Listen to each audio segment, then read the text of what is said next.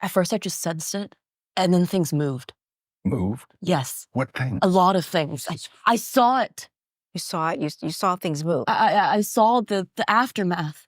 Thank you guys so much for speaking with me today. I loved this film. I thought I was going into a fun little film about the perspective of a ghost, and I was traumatized. I'm just kidding. So Presence. There you go. Yeah. Presence tackles, fear and trauma within a family setting. So for you guys, how did you approach portraying parents with such distinct dynamics? Mm-hmm. I think ironically, the two parents are so kind of disconnected from each other that it kind of just allowed for us to do our own thing. It was like the more we did our own thing, the more disconnected these two people seemed. So and dysfunctional. It kind of worked out. Yeah. Is in need of therapy. Yeah. I think that the writing, David Koepp did an exceptional job of really not explaining, and the dialogue that we have even in the first scene about the house, her wanting it, and then him talking to his, Chloe saying, do we have a choice, whatever. And then talking about even the concept of her, Chloe's loss, and, she's just focused on her son's swimming and him getting ahead. It all tells you the story right in the beginning. Yeah. And I think that's the beauty of how David was able to make it so succinct without it being filled with exposition. Absolutely. And, very important question. If you were to face a real life presence in your own home, yes, who would handle it better? Your characters or you personally? I'd handle it pretty well. I would handle it pretty well. I drop into a real place of calm when I'm stressed. Or when Okay. I'm in a situation. And to any presences out there, I do not invite them in. You don't ever say invite them in. Never. But I'm ready. I'm prepared for visits. How about you, Lucy? Rebecca had to be literally shot, with a bullet to get to that place. So I might be in a more favorable position than she would be. But I always think that there is something, there's another entity, like a higher power that exists. And I don't take that lightly. Yeah.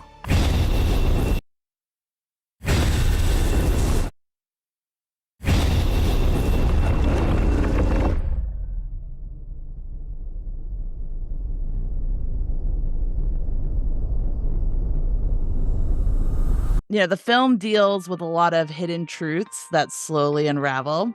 Without giving too much away, how did you prepare for your character's journey as those secrets came to life?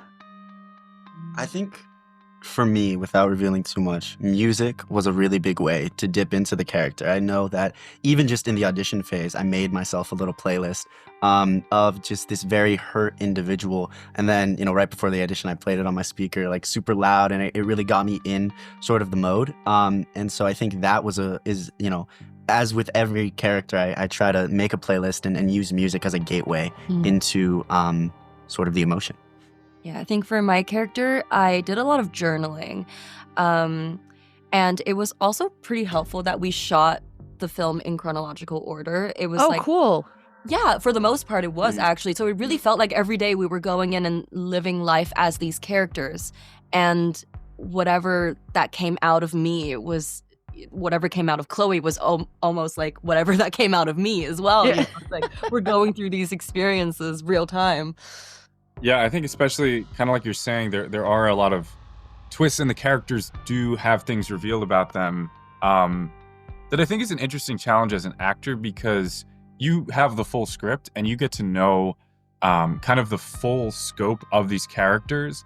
And yet, especially for Tyler in the beginning moments and throughout a lot of the movie, you kind of have to think of him as he is in those moments and not necessarily maybe the redeeming quality he has at the end. So yeah, that's really, really cool to play with.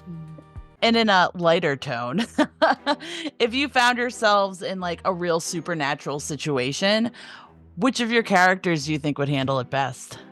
Whoa. Which of our not Chloe. I feel like she would try to connect. Yeah, you know, Chloe. I think it's like not Chloe would not become Tyler. friends. Yeah. And her in the presence. Yeah, actually, Loki. I feel like Loki. you would have a little panic attack. I'd have a panic attack. You'd and leave. I'd probably run away. I would cry. I would Or you would like curl punch a up into hole in the wall. Oh yeah, probably. Yeah. Make friends with the presence. I guess that's Yeah. So you Same. where the presence is killing both of us. Yeah. Yay. I'll take it. And lastly, what do you kind of hope that like for horror fans coming into this? Like I came into it being like, it's just going to be a fun little ghost story from the point of view of a ghost.